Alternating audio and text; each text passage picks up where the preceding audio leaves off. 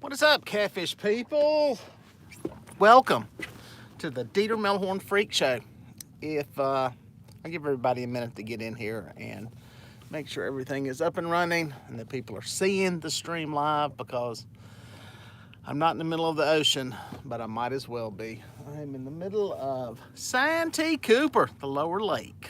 I'm down here doing some dragging. What's up, Cody and James? Hope y'all are doing good this morning.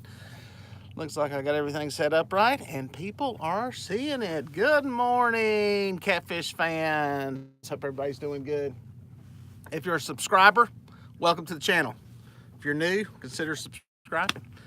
I'm out fishing. I'm on the lower lake, Santee Cooper, Lake Moultrie.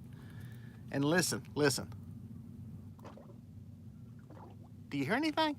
No, you know why? Because there's no wind out here. I've actually got the trolling motor, and that reel needs to be knocked in gear. Make sure all my reels are in here. Yeah, just got set up, so sorry.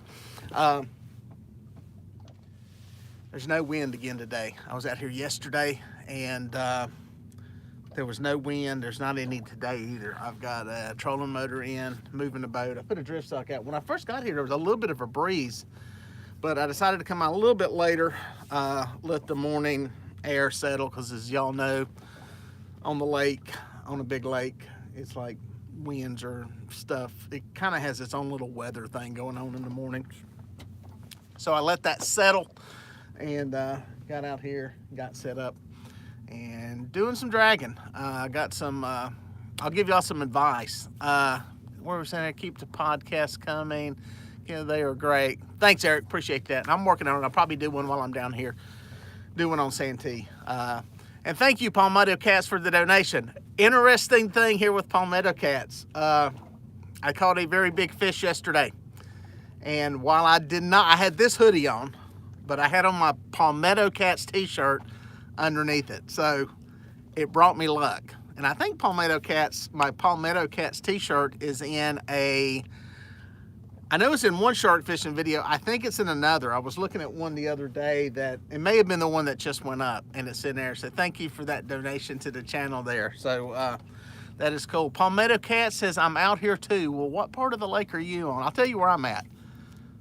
I'm in the middle. I'll show you exactly where I'm at. Look. Right here's where I'm at. All right. There you go. You can probably tell my spot where exactly I'm at. That's the thing about this lake. It is so big. If you're near the dam, you are that way. You are down that. See, the dam is right over that way. Is where the dam's at. Somewhere right in there is where it's at. So that should be, yeah, that's right. Because there's the big berm. The dam's right in there. Panopolis Point somewhere over that way. So that's kind of the. It's one thing about down here. Pardon me while I put this back into the holder. Is you catch a fish, nobody really knows where you at. You can see the power plant over here with steam coming off of it. Well, you know where the power plant's at. But and where I'm at is the Sunken Islands. Anybody that fishes down here, at least everybody tells me I'm at the Sunken Islands. I don't know if that's really where I'm at. It's just some humps I found out here. I got some advice and some tips from the guides yesterday. Let me let y'all in a little secret. This is my little secret here on Santee, okay? I got a fish or it's hanging. Is when the guide's telling you, the best thing they can ever tell you is they're catching them deep. If they tell you they're catching them in middle water, you don't know if they're lying shallow or deep. If they tell you they're deep, go anywhere but deep. So, that's actually, I had a buddy out here in all seriousness, James Matherly was out here yesterday. He's the one that took some pictures of my fish. And he was telling me where he was fishing at. I said, okay, well, I'll head that way. And then I saw these humps out here, which I've fished around here before. And so I came over here and fished this and found some fish. The stuff I'm finding is 25 feet of water is where the bite seemed to be a little bit better. So Eric, water depth I'm in now is about 20 feet, just rolled over an arch, 54.6 degrees, a little warmer than we got at home. The current in the canal is amazing. It is like being at Winyah Bay during a tidal turn. It is fast. It is stroking. There's a lot of water moving through. I would assume Palmetto Cats are probably pulling a lot of water out down at the dam, so you probably got a lot of current down on that end of the lake, but it is stroking through the canal. I stayed at Black's Camp, and any of y'all that have stayed here, there's a little notch basically in the wall there that you go through to get into the canal. You come out and you go through this little notch that they've got in the canal wall, and you had to throttle up to get out of it. There was so much water pouring into it, which part of me is saying I probably need to be fishing at the mouth of the canal somewhere. Did I hear something? It seems like there would be some fish and some action around that stuff. I don't fish down here enough to know, but it just looks like with that much water pouring out of the canal, there would be some fish there. And I may visit that at some point here. Like I said, right now I'm just dragging baits. And I worked yesterday. I'm having to use the motor. I'm literally trolling. And it was good yesterday. I haven't even reset my counter. How many did I finish up with yesterday? Yesterday was 10. I had 10 fish yesterday, and it's a pretty good day. I got down here, I think I got on the water around noon, 11:30, something like that. So, and then fished until right at dark. I stayed till dark, and it was pretty good. I anchored up. I ended up, if you follow me on Facebook or anything, I did get a personal best yesterday, which is, you don't hear me say that often, but I did. Fish, that one's dragging weird. I did get a personal best blue, which is shocking. So it's shocking to get it here because I don't really know this lake, but proof that a blind squirrel can find a nut eventually. And it was amazing fish. As soon as I got it in the net, I knew it was pretty like stupid big, and so I hit James up. He was nearby, James Matherly and his dad, and they came over and took some pictures. By that, I was worried about getting it in the boat, but I was able to lift it into the boat. I will say this, lifting a 60-pounder to get a picture is bad enough. Getting a 70-pounder, it's hard to wrangle 70 pounds of fish. I can't imagine you guys that have caught 80, 90, 100-pound fish. That has got to be a wrestling match to get something that big up for a picture. And trying to do it by yourself is even more of a pain in the butt because you got to get the camera set up, turned around, pointed at you on auto timer and all that kind of stuff. And I'm trying to get video of it too, so you guys can see the video. And I did get it all on film, so it'll be up and out here in a couple days. But what I was going to say was, before that fish, I think I had caught 3 or 4. I think I caught one in the teens. I caught one that was right at 30, and then I caught a channel cat. So I caught this fish, did all that. It took about another 30 minutes, got down to a flat is where I caught it. And then went and anchored back up on near one of these sunken islands, as they call them, and ended up catching a 37-pounder there. So I think that was the only fish I caught anchored there. I sat there for probably 90 minutes, and I caught that one fish. And then went to dragging baits again, and I picked up a couple of more eater-sized fish. So it's, in the whole scheme of things, a pretty good bite just to come out here and park it and start fishing. So I can't complain. I'm fishing with perch. Rod's dragging weird.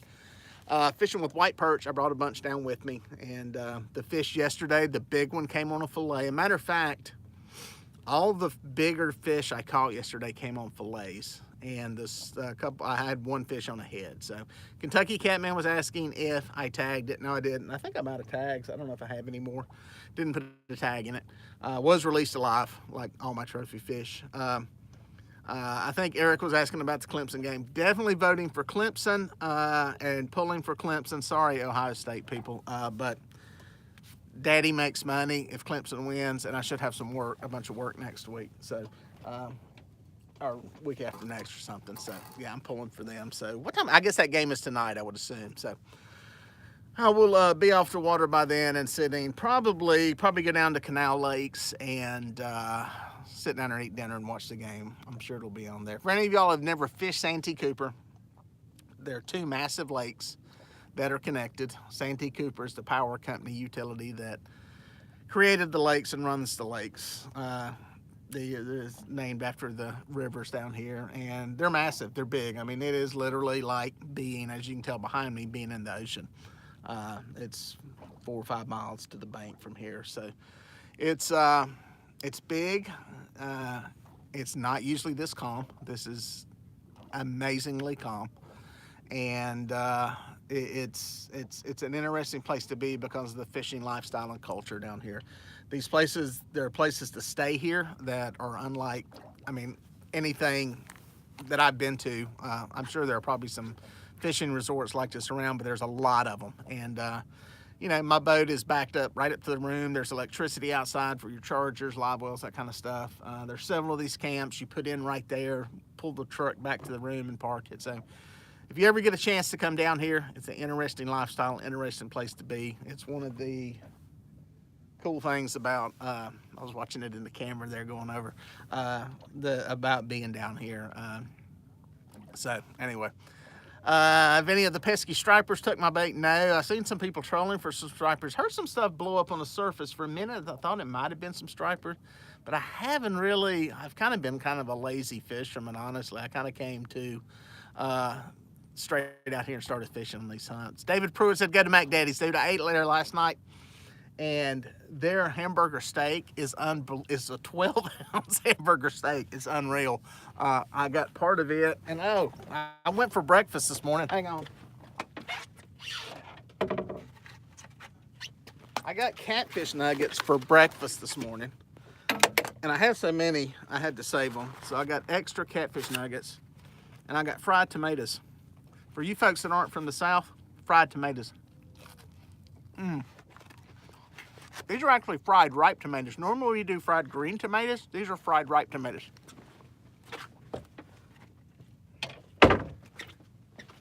So yeah, Mac Daddy's is the place to go to get food down there. Great restaurant. I'm eating my fried ripe tomato. Where was I? Answering questions. Hoping and fish bites. Oh, Britt's in the chat. I said I'm hunting. You didn't mention that. Britt Setcher's in the chat. Britt is the man that is responsible for my new hunting channel called Time in the Stand here on YouTube. I'm taking all my hunting content. I talked about this on Catfish Weekly the other day. And hunting content doesn't do really good on my channel. I had a couple that did good. But for the most part, with the way my channel is structured in the algorithm, fishing, catfishing specifically does better. So I was going to do away with doing hunting content, but a lot of people like it. A lot of my subscribers subscribe to the channel because of the hunting content. So Britt was the motivation for me to start a new channel. It's only a couple weeks old. Time in the Stand. That is the name of it. So if you like the hunting content that I do, a lot of the stuff that's been on the channel, I'm repurposing and putting over there. But I'm also putting new content up. And it's not going to be all the time hunting. It's going to be stuff all year. I cooked barbecue on Christmas, and I actually did a video on cooking the barbecue. It's kind of, as I call it, land-based outdoor lifestyle more than actual hunting. But Time in the Stand was something that was kind of a little more vague and not like Dieter Melhorn hunting or something like that. We don't need any more Dieter Melhorn stuff out there to confuse people. So Time in the Stand, check it out, hit subscribe, smash the bell, do the same here, and you can keep up. Weather update. The wind's still not blowing. A little bit of drizzle coming down. I'm getting a little bit of drizzle hitting me right now. Do you find blues stacked up in big groups this time of the year like you do in Missouri? No. What is that? Gino? No, I don't. I really don't. The only time we really start to see that is when there's a big temperature drop or when we got that initial water column cooling, kind of like we had. And it's not really stacked, but you will find them concentrated along like channel edges, steep drops, stuff like that, structure. They don't really stay. I mean, like right now, I wrote a little bit of some of the steeper stuff here. It's not anything really, really steep here because we're in kind of the flat country of South Carolina. But the fish here have been just scattered, especially the ones I'm catching. There seems to be a sweet depth that the fish were at, and I'm starting to make my way over to it. But as far as stacked, we don't really see them. The flatheads seem to do that when you can get onto them and catch them early on. But that seems to happen more in the fall. So that's when we see that. Hey, Dieter, when you coming to Murray to get on big channel cats? Travis, that's a good question. I need to come. That was actually kind of on my list. It's kind of far down because I know nothing about that place. I think I fished on it one time for catfish. I fished on it a few times for stripers, but I don't know a lot about it. I did catch like a 8-pound channel cat out here yesterday, which we just don't get those back home anymore. This is actually the home to the world record channel catfish, Santee Cooper. So there's potential, but it's not going to happen. That fish will. I don't. That is one record I don't think will ever be broken. I think that in the flathead. I think the blue will be broken. I think there is potential for the blue catfish to be broken because I have a video here on my channel about the world record blue cat that me and a lot of people believe was caught and released without ever being weighed. So go check that out on the channel at some point. But I think there's potential for, well, we had another one that was caught. Dale Lowe caught one out of the same lake that the world record came out of that was within a pound. So the fact that you got two fish within a pound of each other, you know, 143 pounds, that tells me that that one fish was not an anomaly. It wasn't like one that was just genetically weird and crazy. There's two of them. So I think, and I think it will come from Kerr Lake. So that's I think it's going to be from there because I think lakes have more potential to produce big fish than rivers do, and that has to do with the current and everything. Sitting out on island this morning, what a good life we have. Yes, Troy, thank the Lord that we're able to do this. We're all blessed. We're blessed really just to be here and alive and functioning in this. Everybody's at a different place in life and everything, but the fact that we're alive and breathing, we're doing pretty good. So can't complain about that. So I want to kind watch some good reels. Twisted Bullet. Listen, reels are a can of worms. I got videos on this stuff. I've got everything from the best to very inexpensive on this boat. And you're not going to believe it. You're not going to believe it. But I've got Abu Garcia 6500s. They're expensive. There are more expensive ones. I've got some Lose reels on here that are more affordable, not as expensive. They've performed well. That one right there, Pinky, is what put the 70-pounder in the boat yesterday. That reel has been made fun of. Piece of crap, cheap metal. It won't last. It'll break in no time. Been fishing for it almost 3 years. We'll call it 2 years. That one right there. It put the fish in the boat without a problem. When you see the video of the drag smooth as silk on it. So here's my point on reels.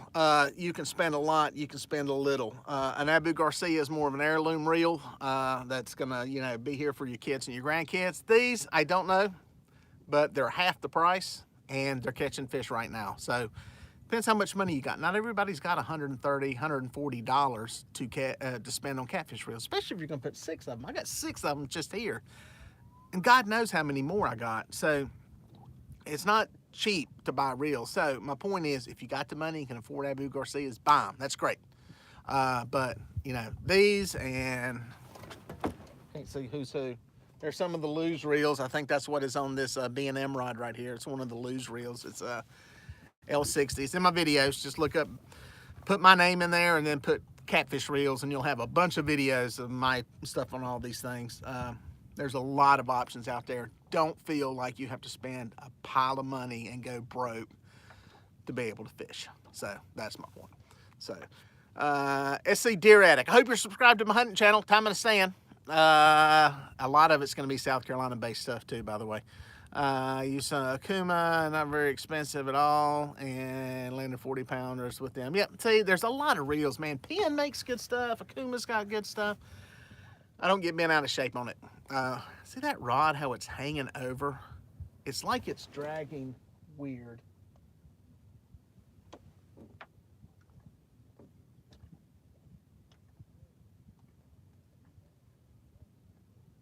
I don't know if something's twisted on that or it just got smacked.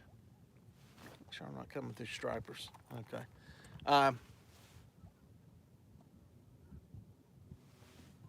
Yeah, that's weird. I'm gonna check that real quick. Y'all bear with me.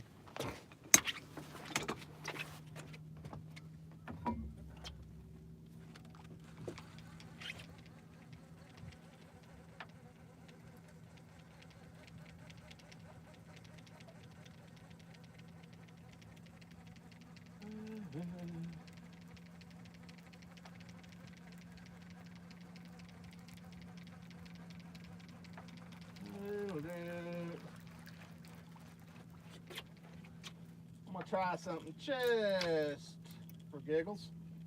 I'll show y'all the rig real quick while we're at it. I'm gonna change out sinkers just to see if this makes a difference. Nah, I ain't got no more.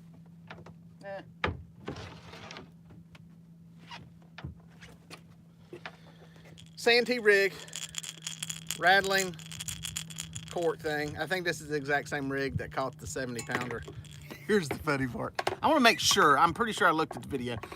It just had a piece of perch on there, a small piece of bait. Look at that. 5/0. 5/0 circle hook. Got some pencil weights from Dale's Tackle. That's snap swivel. That's how it ties in there. It's just a pencil weight on this one. This is a Demon Dragon I made myself. I got these videos too. Go check it out. That's the rig. Let me put this back out.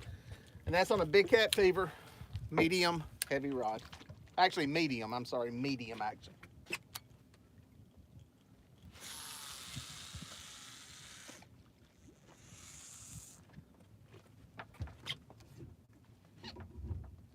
Doodle doo doo. Doodle doo.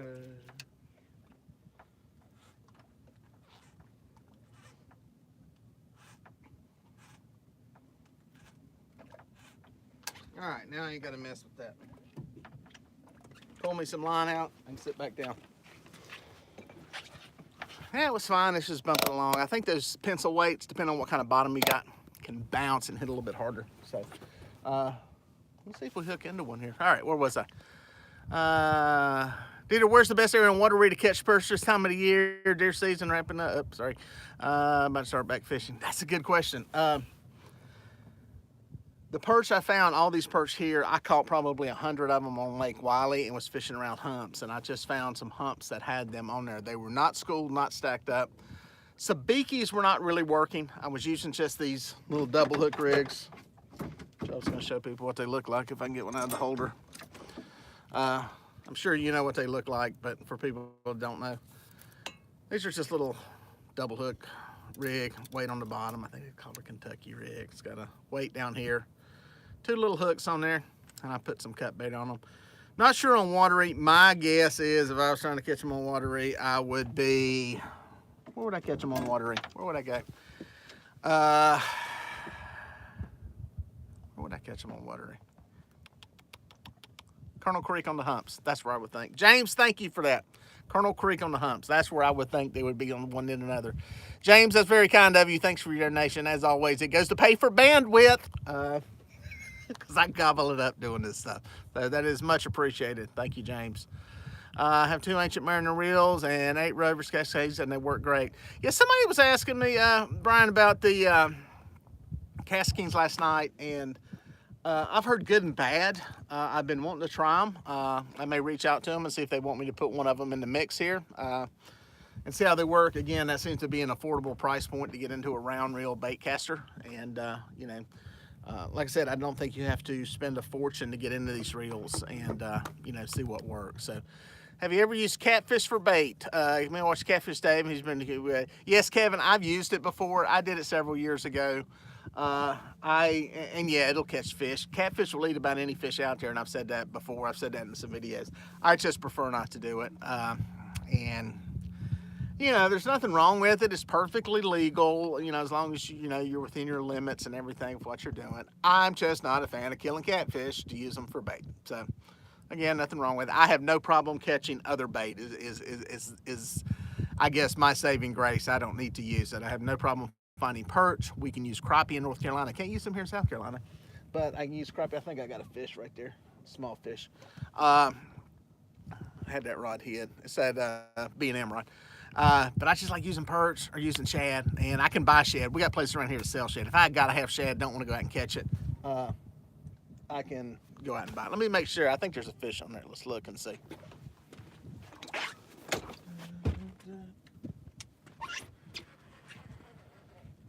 Boom, we got us a fish. We got us a fish.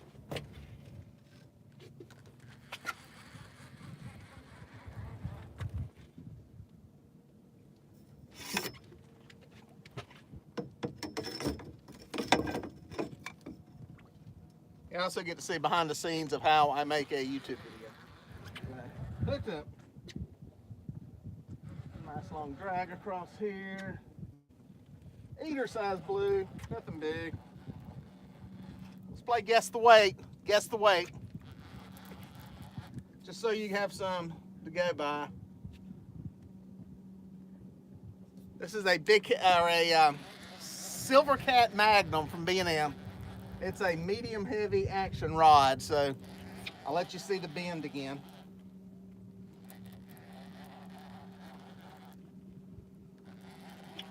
Channel cat or blue? You got to guess that too. Got to guess the weight and the species. All right, guys, doing a live feed right here behind me, and we're playing guess the fish before it gets up here.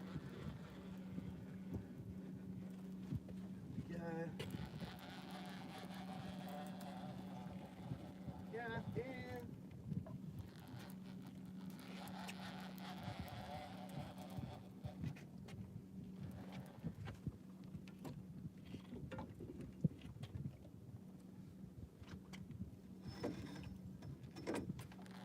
oh, he's bigger than I thought. I need the net. Just kidding.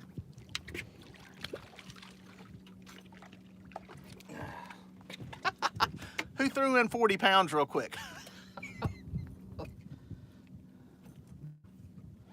God, I'm gonna have to weigh him now.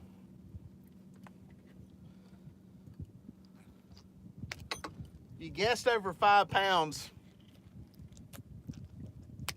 You were wrong.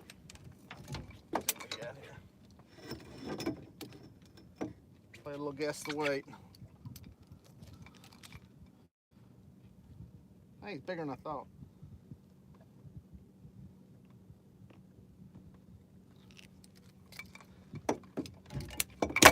Kaboonk! 6.5 pounds. I thought he was smaller than that. There we go. Santee Cooper Blue Cat. If you're gonna eat them, folks, I know people like to eat fish. Nothing wrong with that. This is the size to eat. This is a good one. That there is plenty of fillets to feed a person, probably 2, unless you're fat like me, and then you'll probably eat the whole damn thing. But there we go. Woohoo! Released alive, head first. Was not a delicate release. For any of the people out there who are going to scold me for not putting the fish into the water and patting them and loving on them and swimming them around, these are catfish, and I say that jokingly, but there are people who don't realize, who may be new to fishing. Show you this real quick. This was the bait: perch fillet, peg float, and same on this end. So, but all right, skunks out of the boat. Take that back in the water.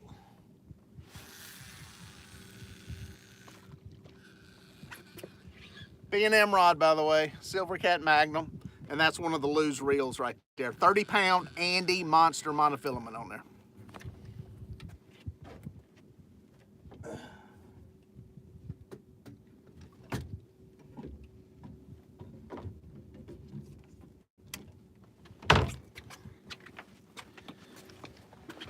Hit the clicker. Now, what I was saying, boom, was that for people that don't know, maybe new to fishing for catfish, these are very hardy fish, and I wouldn't drop them off of a 12-foot pier into the water, but dropping them in head first isn't gonna kill them. So I actually advise it for people that fish tournaments, and here's why. When you put a fish in a live well, it goes in there and goes crazy, and then finally kind of succumbs to being confined, and it just says, all right, I'm stuck in here. And, you know, if you're in a tournament, depending on the tournament, it can be hours that it's in there. So I always tell people, when you release them, walk down to the end of a dock there after the weigh-in, and torpedo them in head first. So because if you just lay them in the water, well, that fish doesn't realize that it's free. It's like, okay, I'm just back in the tank here. And it sits there at the boat ramp and somebody drives over with a truck and kills it. But you drop him in head first, he realizes he's free, he takes off, he gets out there and he gets to chill and see everybody again and talk and all that kind of stuff. Somebody was asking about 2-piece rods. I don't use them. I'm not a big fan of them. I've got some spinning rods that are 2-piece rods for the bigger rods. I just like a solid rod. I've never had one break. I used to have some. I've never had one break. But every catfish rod that I've seen break has been a 2-piece rod. So not that they're gonna break. Not if you fish smart, you're not gonna break them. But see that rod keep bopping there? I just use 1-piece rods. So channel, keep up the good work.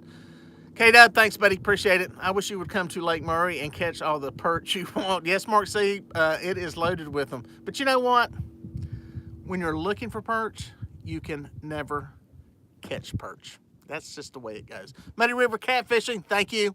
I've still got the slime on my monster. I wore the same shirt. Look at that. I still got the slime. I brought it with me. I literally, honestly, this is not an exaggeration. I have slime literally head to toe. I wore the same pants. Why do I do that? My wife will see this and go, honey, why don't you wear clean clothes? Well, why? Listen, I'm going fishing. I mean, why would I want to dirty up more clothes? But I've still got the same clothes on I had on yesterday. So I did bring clean clothes for when I got back to the camp to change. But yeah, it was head to toe. Thank you, Chris. I appreciate that. It was, it's hard to rank. I was saying earlier, for y'all that missed it, yes, Steve, look at here. Look at that. Living large right there. Billboard, baby. Funny story, Steve. I'll tell you this. I told you, I said, you need to send me 2 hoodies because I won't wear your hoodie fishing until it gets worn for a while.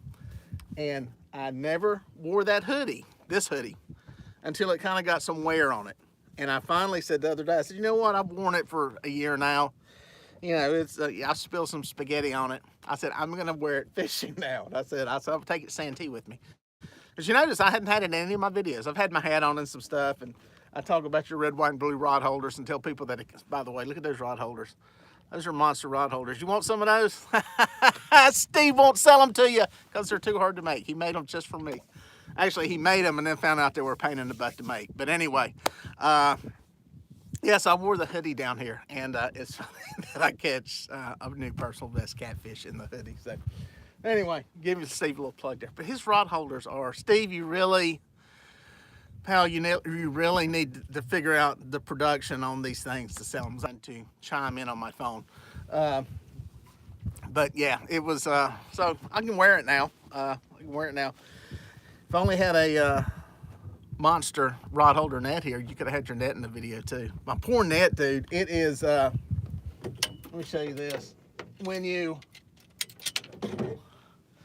look at my, I think I had it on Facebook, the picture. My whole net, it's just an old Bass Pro Shop net I've had forever. It's got a hole in it right up here, okay? Okay, for little fish, that's up in the boat, but I never net little fish. You see that hole?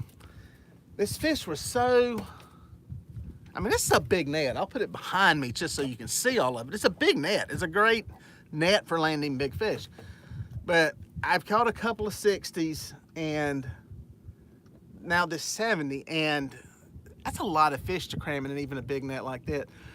Luckily, that when the fish got in there, it was 49 inches long, I think is what the measurement was. His tail went out this.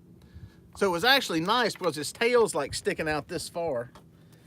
If I get stuck, will y'all call Berkeley County Sheriff's Department and get me out of this net? Man stuck in a net, but his tail was sticking out of it. So it actually made it easier to keep the fish in the net. I actually kept it, let me put this back real quick.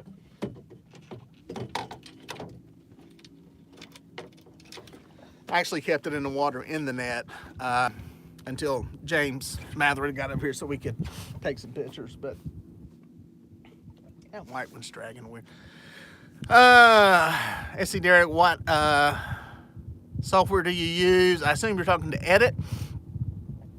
I use Final Cut 10, Final Cut X, Final Cut Pro. I've not tried any other ones. I had a Mac to begin with. It had iMovie on it and was doing my stuff there initially in it. And I work in video production. I talked to some real editors. I'm not a real editor. And asked them with Avid and some of the other ones, Adobe, Premiere, and all that stuff. I said, what would you do? And they said, if you know how to kind of get around iMovie, just go stay with Final Cut. There was a big thing with Final Cut. The old timers used it, and then they changed it. People didn't like it, but I'll be honest with you. You know, really all of them will do pretty much anything you need to do. I mean, if you get to the point that you're a professional editor, then yeah, you may need to upgrade. But the editing stuff out there, Filmora, the one you're talking about, Movie Maker, and on a PC, the free ones, they'll edit everything you need to do a YouTube channel. And it really only gets complicated when you get into some of the animation stuff, and I think you can probably even do color grading and bring in LUTs and stuff in some of these other programs. So I know we just lost a lot of people and they don't know what the heck we're talking about here when I just say that. Ever use slinky weights for drifting? Ricky, I've actually, I think I may have showed it in the first part of the video. I had some from Bonetown Catfishing. They're in Wateree. I've got some of those weights on here, and they're actually, I think in a video, it was one of my unboxing videos, one of my mail call videos. It may be going up this Sunday. I don't know exactly, but anyway, yes, I do use them. I use the pencil weights. I've got some of the slinkies. I've got some of the drifting sticks, and I've wanted to, I was wanting to see which one made a difference and do a big long time thing like I did with the Demon Dragons, but I'll be honest with you. The thing I look for in sinkers is they have to sink. Don't tell nobody, but that's the secret. They have to sink. In all honesty, the drifting ones, I don't. The biggest difference, aggravation with drifting sinkers is that one's got a pencil weight on it. It seems to be sticking and bobbing. The flexible ones seem to come across the bottom easier and smoother without herky-jerky stuff. Does that make a difference in catching fish? I don't think so. I don't really know. It doesn't bother me. It aggravates us as fishermen more than anything. So, do you ever try suspend drifting instead of dragging baits? Good question. Sometimes I do. I don't have good luck with it. My thesis is this on suspended fish. They're inactive. Now, not that you can't catch an inactive fish. You can. I think a suspended fishing would work better if you hover over the fish and aggravate them into biting. And that's just my thesis on the thing. I haven't really proved or put enough effort into doing it. I just know that when I have put suspended baits out alongside dragging baits, I have done it for long periods of time, and I got so aggravated with the suspended baits that I quit doing it. So they just were not producing fish. It was 10-1 on the bottom baits. Am I doing it wrong? Maybe. Should I put them out and play them boards? Maybe. Does that work? Maybe. Who knows? All I know is, and some of you old-time fishermen, Steve Douglas will attest to this. Sometimes once you get, look at that rod going over, that's hung. Now it's not. Once you get something that's kind of working and you're catching fish, just go have fun and go fish. So that's kind of where I'm at. When you're first learning and starting out fishing, you try a whole bunch of different stuff, and what happens is you kind of develop what works for you, and it may be suspended fishing. You may enjoy that more, and you know, there's nothing wrong with that. You may just want to go there and throw some baits on the bottom, and you know, there's guys that free line. I know a lot of guys that free line for catfish, and it's you know, they're just free lining baits out there floating along and hitting middle water column fish. So now I say most fish are suspended or inactive. That's kind of what we see. There are some places where, like Lake Monticello in South Carolina, there's a lot of suspended fish, but they've also got timber that's 60 feet tall in there, and those fish actually may be up suspended in that stuff, feeding and ambushing prey, because they've got that structure there as their little ambush point. So there we go. Santee Cooper is the largest land clearing project in American history. Working on 170,000 swamp and forest land in an awesome place. Yes, Samuel, it's pretty cool. It's amazing that this was all swamp and timber and houses and communities and roads. And a little caveat there, a little twist on that story is the upper lake, the reason all the trees are not, well, there's not as many sticking out as there used to, but the reason the timber was standing was because when they were building this, it was right before World War II. They had got this done, weren't done up there. They kind of said, we got to get this done for the shipbuilding industry in Charleston. They needed the electricity. That was the whole point of building these lakes, was for electricity. So they said, flood the lakes, leave the timber. We don't care. So that's kind of why all that stuff was left standing. And then Hurricane Hugo ended up wiping out a lot of it. Now, as I sit here and dress, funny you mentioned that. Is that a fish? That is a fish. We got a fish on the tiger rod. We got to go catch a fish. I'm going to be taping too, so bear with me. You'll be hearing the camera rolling here. Good crowd of people. Thanks for dropping by, guys. Make sure this one's rolling. Boom.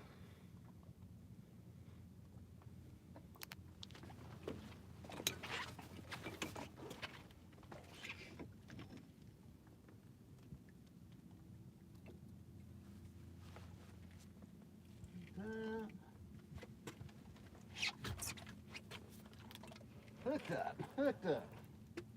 We got some old school catfish stuff here. Ugly stick tiger rod.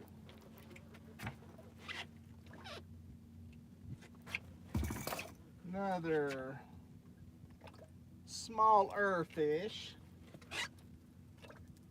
Navigating to the outside of that line. There we go. Boom.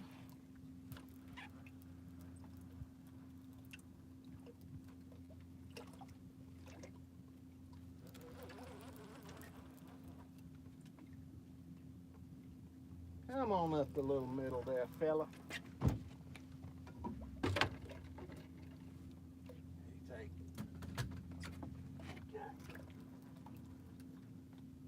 Yeah.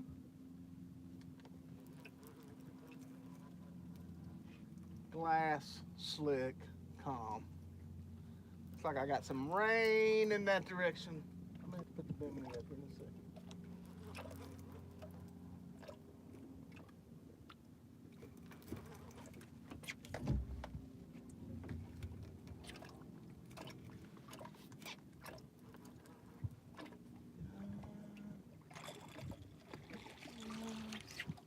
Oh, big old channel.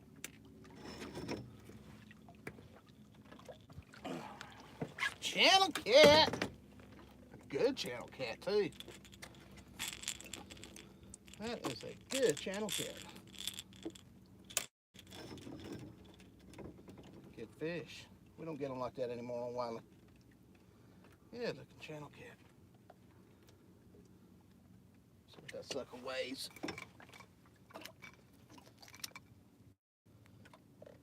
That's 6 pounds. Nice fish. Show them to my live feed. Nice channel cat. 6 pounds. Good looking fish. Hello world. How are y'all doing? I gotta hide my mouth, that's right. I'm a catfish. And I am happy to be here and be caught by Catfish Dave. Dude, I'm not Catfish Dave. Oh, where's Catfish Dave at? I wanted to get caught by Catfish Dave. Catfish Dave's like a couple of states away. I mean, he doesn't even fish down here. He doesn't even fish for a boat. Oh. Well, will you tell Catfish Dave I said hey? Yeah, I'll tell Catfish Dave you said hey.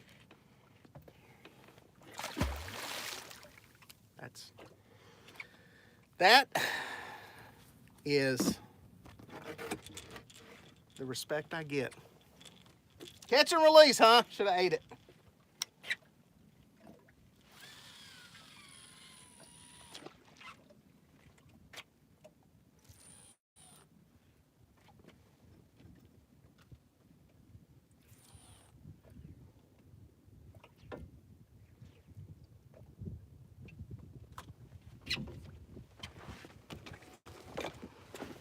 Catfish Dave. Catfish Dave. Catfish Dave. I want to be on Catfish Dave's show. Catfish Dave. Hope y'all are doing good. Where were we? 150 in chat. Everyone hit the thumbs up. That's right. Consider subscribing too if you're new. Probably a lot of new people here. My name's Dieter Melhorn. If you're new, thank you for dropping by. I'm not sure how you found out about it. Somehow it probably showed up in some notification. Here's that stupid wind now. I'll show you what's happening. This happened earlier. 180-degree wind from what we've had. 180 degrees. This is part of the reason I've got the trolling motor out. It did this earlier. We had wind, kind of everything going this way. And then there was this little gust squirrel. By the way, Palmetto cats, I seen your text. I've got 2 now. I got a clicker here. Boom, 2 fish. So, yeah, it's a pain in the butt. Let me see if I can get this.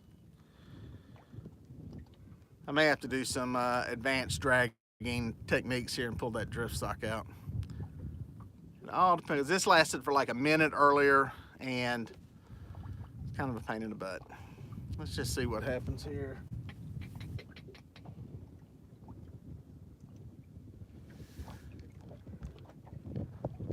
Little convection, something going on. Yes, it's 180 degrees from where it was blowing in from, which is just stupid. Pain in the butt. 2 blues. Palmetto's got 2 in the boat. Morning, everyone. Thank you, Chris, for the congrats. Appreciate it. Tiger rod a few weeks ago, $5 at a yard sale. Yeah, Texas Tiger. The what I did was, all right, I got it trolling a little bit here. Going here into 2020, I'm mixing up the rod spread, and I've just got a bunch of different rods out. I've got some Big Cat Fever. I got an ancient Mariner rod. I've got some B&M rods. Might even put a Chris Flores rod in here if he gets me one, and just really, and that ugly stick tiger rod.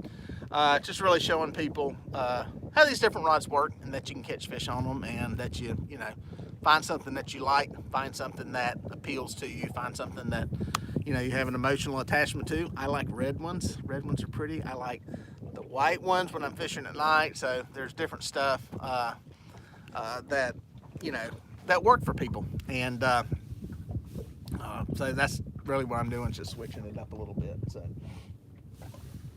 is the wind gonna die?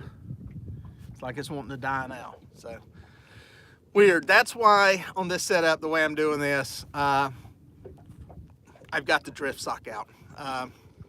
One, if I get a bunch of wind coming across my back, I can kill the motor and it'll slow me down. If I have to start trolling into the wind or at an angle, if it starts doing something weird, that drift sock keeps the back of my boat from doing all kinds of wonky, stupid stuff. And yeah, it's just a little, as I call it, advanced level dragging and trolling there that you have to do. Wind hitting you 180 degrees from what it's been doing is not normal. And it's something you generally don't have to deal with. Our wind is supposed to be out of the northern quadrant, northeast, northwest, something like that, and then all of a sudden you get this one coming up out of the south. It's just kind of a pain. So if y'all came in late, I'm fishing on Santee Cooper, I'm fishing on Lake Moultrie, basically dead in the middle of it.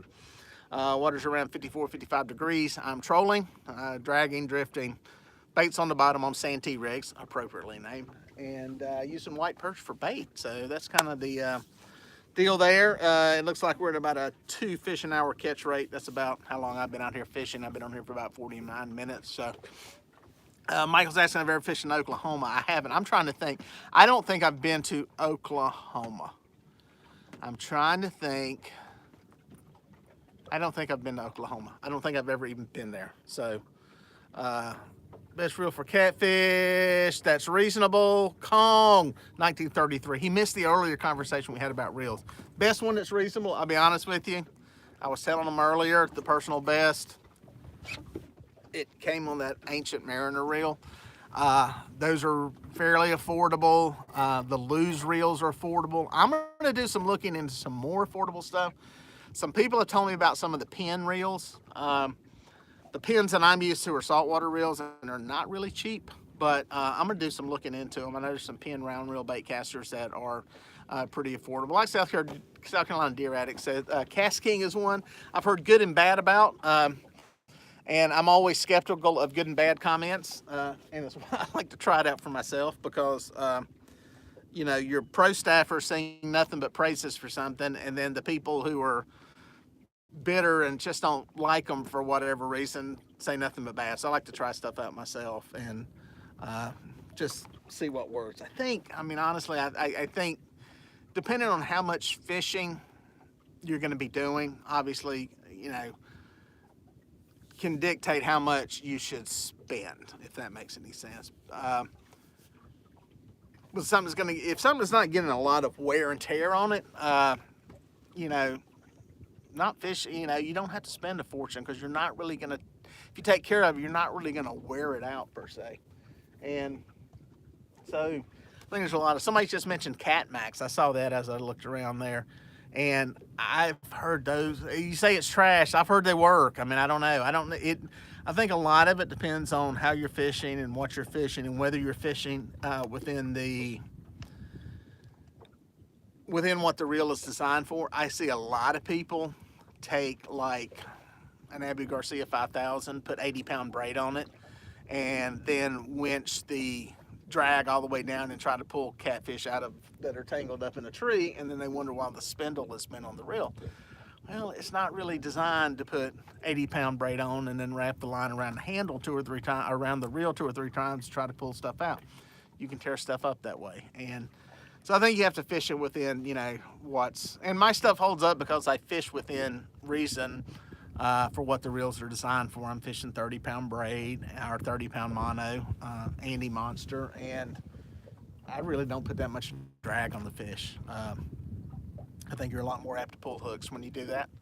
And I think yesterday, on that big fish, I might have had 9 pounds of drag on it. And it takes a little longer. You know, the big thing is when you're in a boat, it's a little different scenario than when you're on the bank. I've got a little more control. Once I can get that fish's head turned out here in a boat and coming to me, I have the height advantage to get that fish up off the bottom, keep its head off the bottom, keep it up off the bottom. That's my biggest concern. Getting it to the boat, I'm not as concerned with as I am keeping it up in the water column.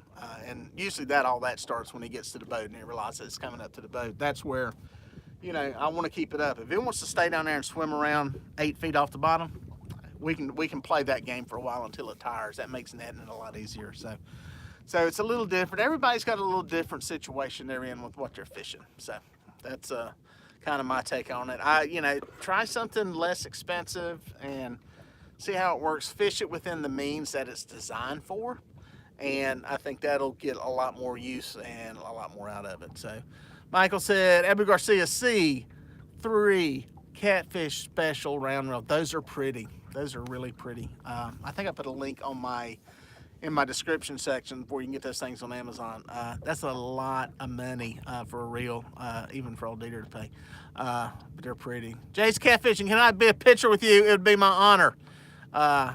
Look for me at the Catfish Conference. I'll be there. That is coming up in February, and I'm looking forward to that. That was fun last year. It'll be fun this year. Great place. You got to get there. Haven't fished in Kansas. Been to Kansas several times. I'd like to go out there and fish, but if I go, I'm just gonna have to go find somebody that fishes out there, or fish with a guide or something, and do it. There's a lot of good fish out there. Fish a cork. Do you not have any success with them? If you're talking about fishing underneath a cork, like a bobber suspended bait, we were talking earlier about suspended fish. I have done that, fishing out here, trolling and drifting, putting suspended baits on a slip cork. Let's say I'm in 30 feet of water now and I'm noticing fish at 15. I'll set the bead on the line at 15, put it out, let it float out way behind everything, and run them that way. I've also done it sort of on a cork underneath planer boards. It's almost like a cork. You're basically using a planer board to put the bait down underneath it and fish it that way. So it's kind of acting as a cork in a way. I don't fish it that much. I do it some in the summer, fishing for flatheads, but here recently, it used to be I fished for flatheads shallow near the bank, working piers, brush piles, trees, that kind of stuff. Here recently, this year especially in the videos that I did, I fished deep water structure for flatheads and had pretty good luck with it. So, but that's the reason I don't use the corks that much. Robert Lee, what's your best lake for big cats? My best lake, I mean, it's Wiley because it's my home lake. I think the best lake for catching big cats, for having a shot at a big catfish. Let me make sure I phrase this right. I think that's a good, I'm trying to think of it depends what you call big. Obviously, there's a lot of big stuff out here all over the place. I think if you were trying to catch a world record fish, I think going to Kerr Lake is your best chance. I don't think there's that many big fish.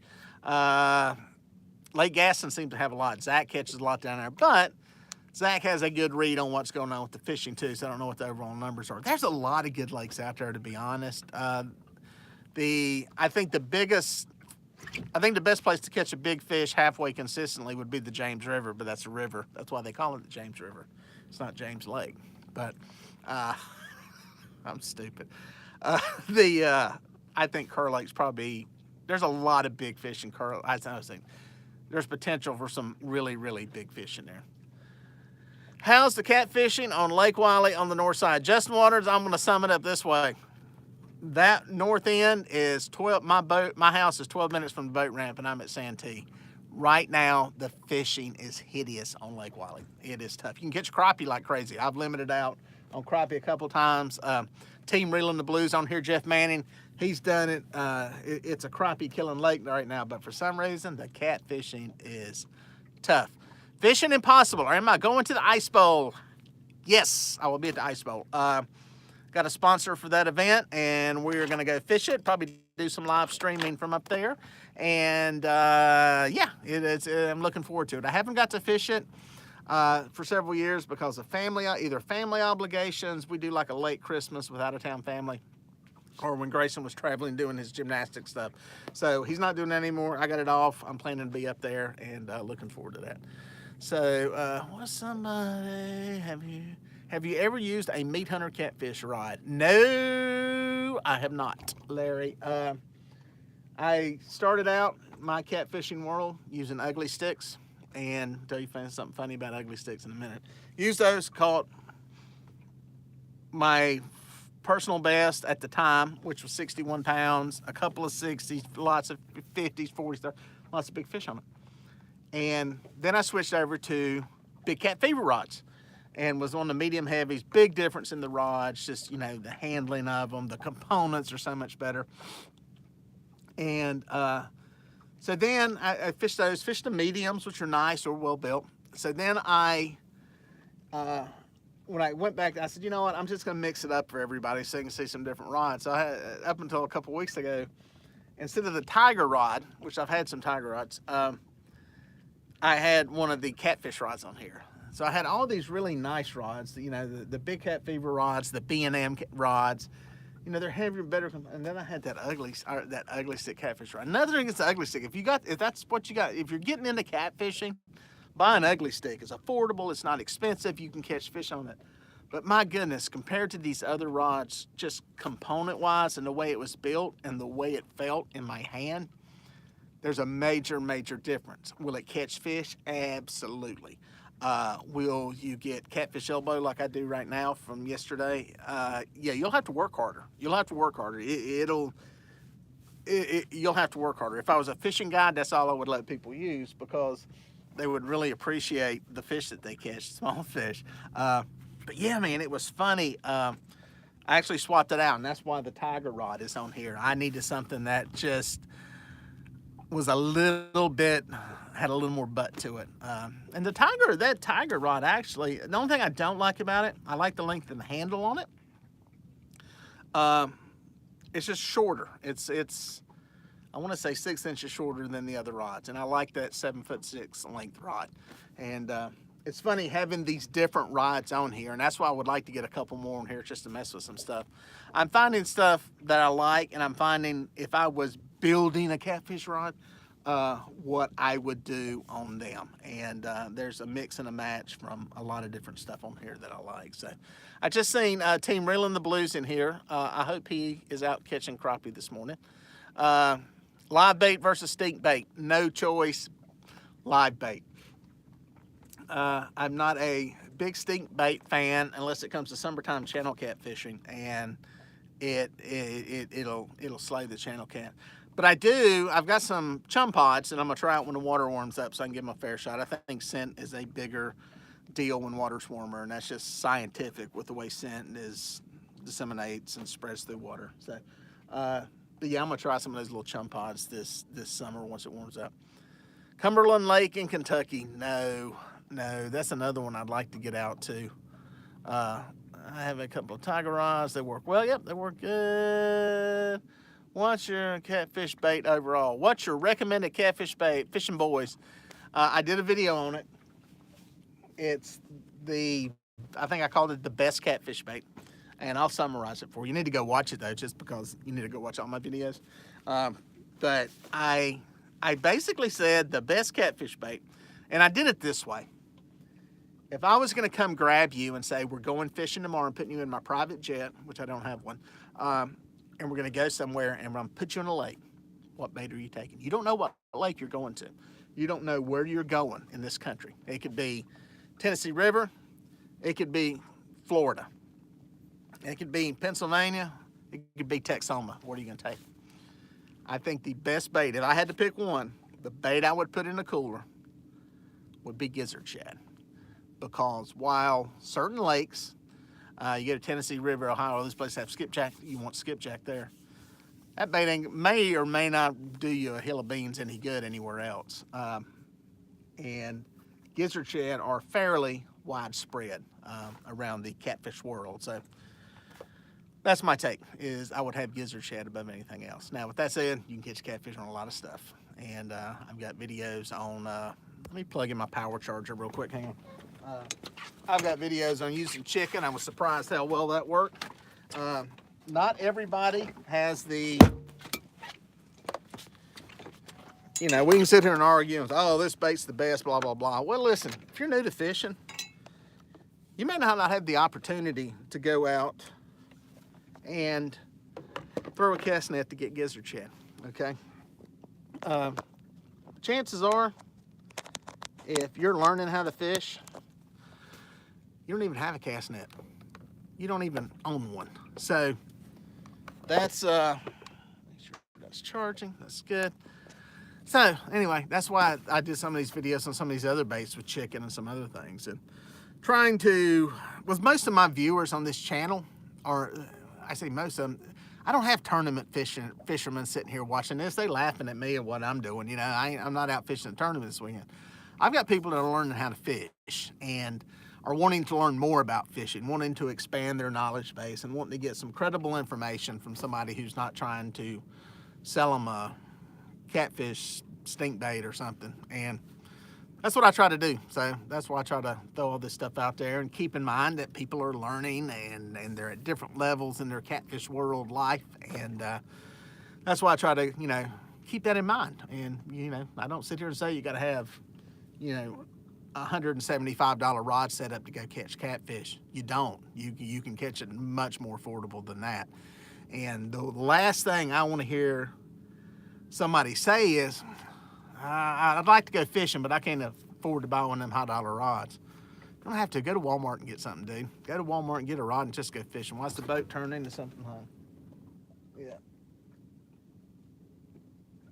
That could be a big fish. Stand by.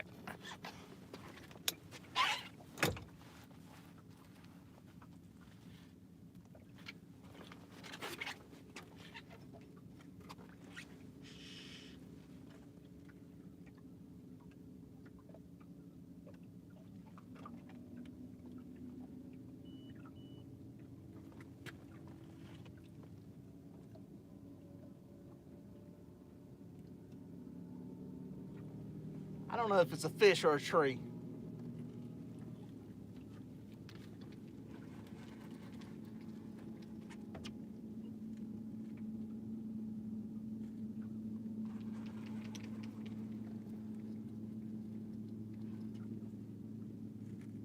That is a fish.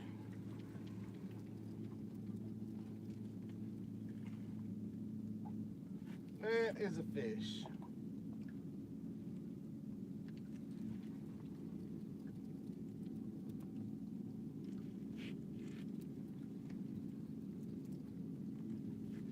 That is a fish.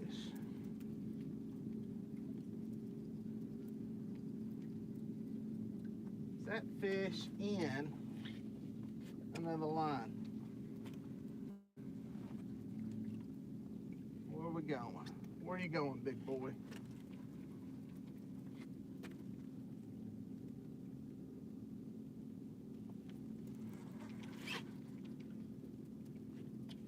Going to that side.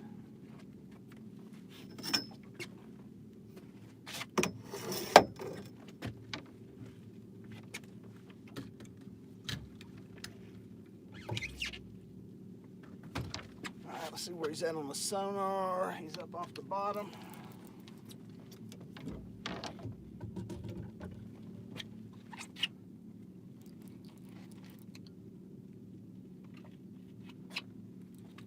This fish ain't acting like he knows he's hooked.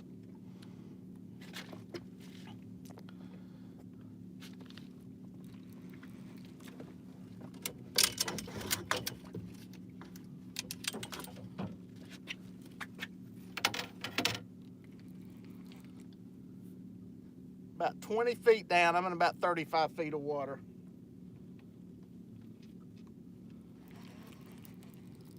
I got color. It's big. It's big. It's big. Big fish.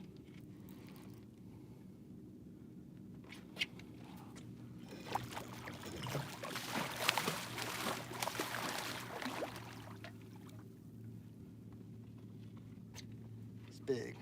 He's not as big as yesterday, but he's big.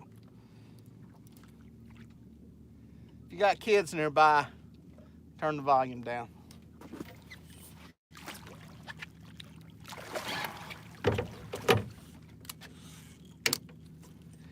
Internet.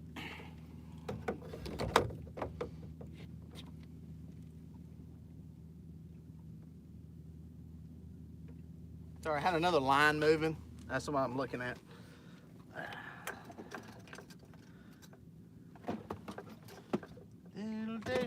Where's my good scale?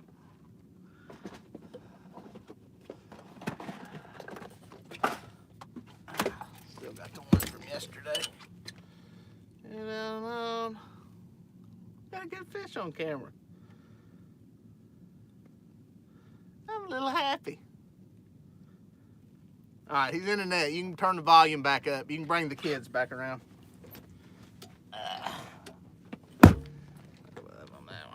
Get a waypoint. I always hit a waypoint when I catch a good fish. That way I can go back and put the weight in, see what it weighed. Something odd on that rod. Easy.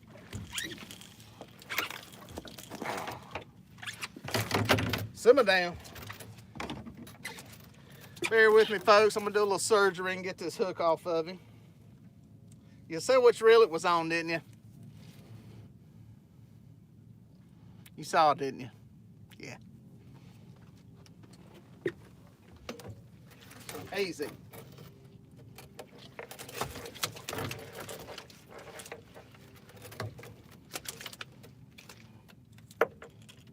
Oh gosh, I wish y'all could see this. Oh.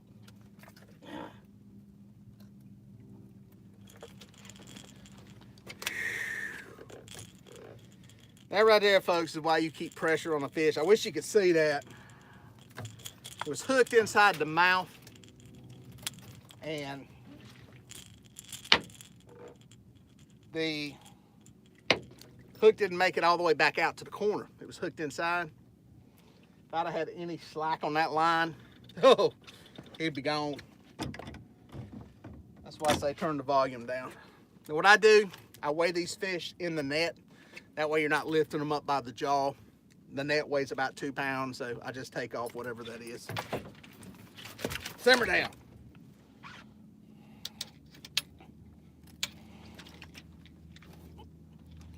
carefully. Reset it. I know it's more than 2 ounces. Ow, was it better?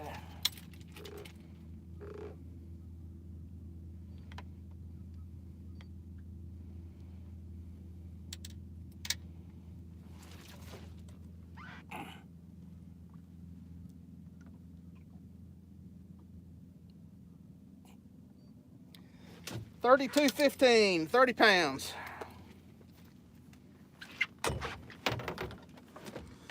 £30.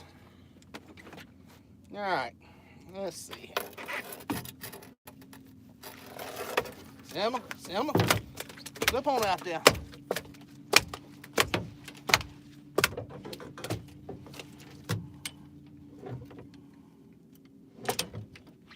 I swear to God, if you talk on camera and ask about Catfish Dave, I'll make catfish nuggets out of you. Y'all didn't hear that, did you? Okay. You got a fish. All right, I'm gonna get it to the camera over here and get these shots. Make sure it's up and rolling. All right, come here. Come here. Come here. Ah. There it is, guys. Good looking fish. Good looking fish. There he is. Oh. Nice, good looking 30-pound fish. Take that all day long. Here it is, guys. Nice Santee Cooper 30. Hello, world. Remember, don't say a thing about Catfish Dave. Good looking fish. Got some little spots on him there. He got the measles. He got the catfish measles. He's infected. Poor little thing. It's a good looking fish though, guys. Get a shot away from me there. Okay. All right, gonna get him back in the water. Let go of my hand. All right, let go. Give me my hand back. Give me my finger. There we go. Get him back alive. Ooh, good entry. Bam!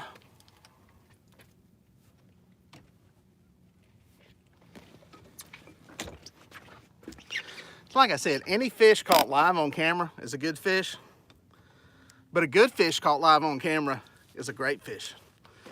Woo! All right, show you what I got.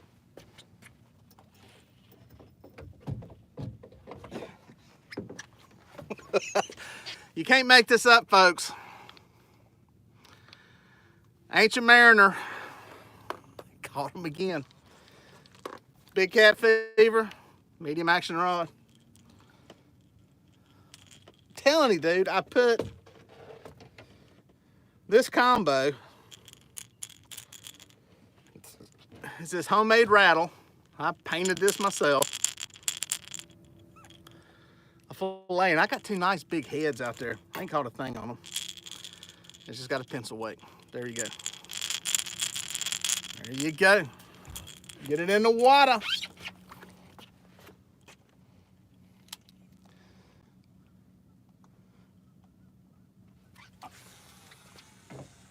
Boom.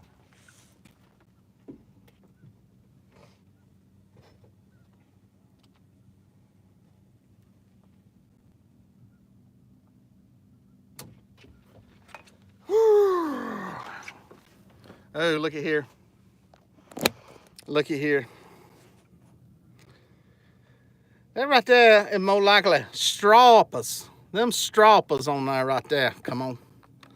Some old stroppers. There you go, guys. That's pretty cool. It's cool when you catch a big fish on camera. Let me go to. Bam, y'all got to see all the fish I've caught too, which has been good. Tell you what I'm gonna have to do. I'm gonna have to jump off of here. Simply because I gotta do a radio show here in about an hour, and I wanna make sure my phone's charged up. If you are in the coastal regions of South Carolina, it's WORD is the radio station. And be sure to tune in. I'm gonna be going live on there doing a radio show with them today, talking to them. So I may get back on here later today. We'll see what happens. But I appreciate all y'all coming in here. It's really cool. We got a good fish on the boat. That's awesome. So I appreciate you hanging out. Check out the radio station. They stream online. WORD is the call letters for the station, and they actually stream their show live. I should know it because I've guest hosted it, and I should know 103 something, I believe, is the letter. But WORD are the call letters. So go check it out. Watch it online. And that's it for now. I'm going to sign off here. Thanks again for dropping by. We'll talk to y'all soon.